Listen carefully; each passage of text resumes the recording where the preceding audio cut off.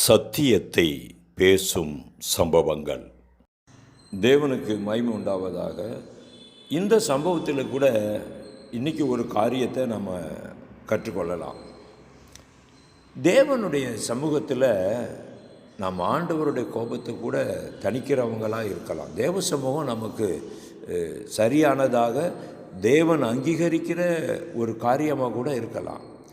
ஆனால் தேவ சமூகத்தை விட்டு எழும்பின பிற்பாடு நாம் சந்திக்கிற சூழ்நிலைகளில் நாம் என்ன மாறிடணும்னா, தேவ சமூகத்தில் எதை ஜெயம் கொண்டோமோ தேவனுடைய கோபத்தையே நாம் தணிக்கிற அளவுக்கு கூட நம்ம முன்னேறுறோம். ஆனால் அப்படிப்பட்டதான ஒரு சூழ்நிலை நாம் நேரடியாக சந்திக்கிற பொழுது, அதாவது ஜெப வேலை விட்டுட்டு அப்போ தான் எழும்புவோம், குடும்பத்தில் ஒரு சிறிய பிரச்சனை எழும்போம், அல்லது ஊழியத்தில் எழும்போம். இப்போ என்ன நடக்குதுன்னா, அங்கே நமக்குள் மறைந்து கிடக்கிற கோபமும் எரிச்சலும் வெளிப்படுறத அங்கே பார்க்க முடியும். தேவ சமூகம்லாம் நல்லா தான் இருக்குது.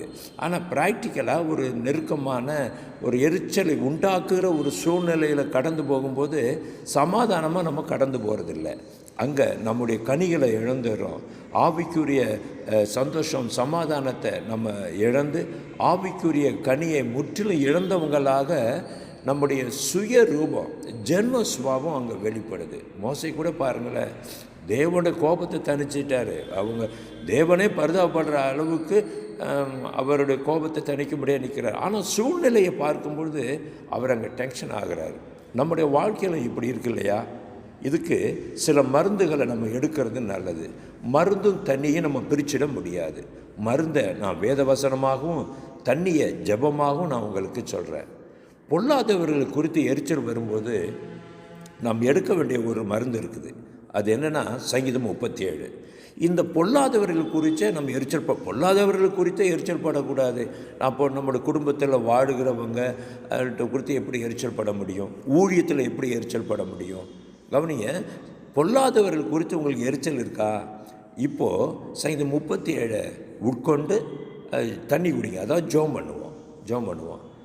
ரெண்டாவது, உடன் பிறந்த அண்ணன் தம்பி தங்கச்சி மத்தியில், உடன் பிறந்த சகோதரருக்கு மத்தியிலே அன்பை கடைப்பிடிக்க முடியலை, சமாதானத்தை கடைப்பிடிக்க முடியாமல் நீங்கள் தடுமாறுனா 1 யோவான் புஸ்தகத்தை நீங்கள் வாசிக்கணும். 1 யோவான், 2 யோவான், 3 யோவான், இந்த 3 நிருபங்களையும் நீங்கள் வாசித்து ஜெபிக்கணும், தண்ணி குடிக்கணும். அடுத்ததாக ஊழியத்தின் பாதையில் வரணும்னு வச்சுங்களேன்.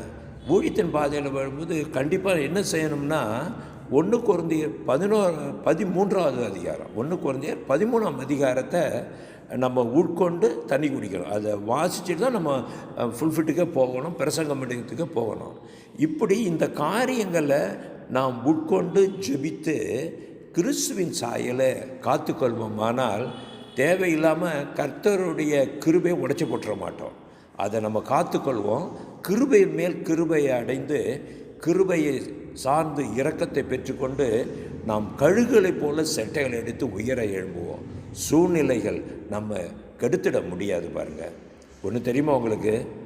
டிஸ்டர்ப் அடைகிற நேரத்தில் டிஸ்டர்ப் அடையாமல் இருந்துட்டோம்னா அதுதான் கிறிஸ்தவத்தினுடைய தன்மையை. அவன் தான் கிறிஸ்தவன். டிஸ்டர்ப் அடைகிற நேரத்தில் டிஸ்டர்ப் அடையாமல் எவன் ஒருவன் இருக்கிறாரோ ஒருத்தி இருக்கிறாளோ அவங்க தான் கிறிஸ்டியன், அவங்க தான் கிறிஸ்தவர்கள்.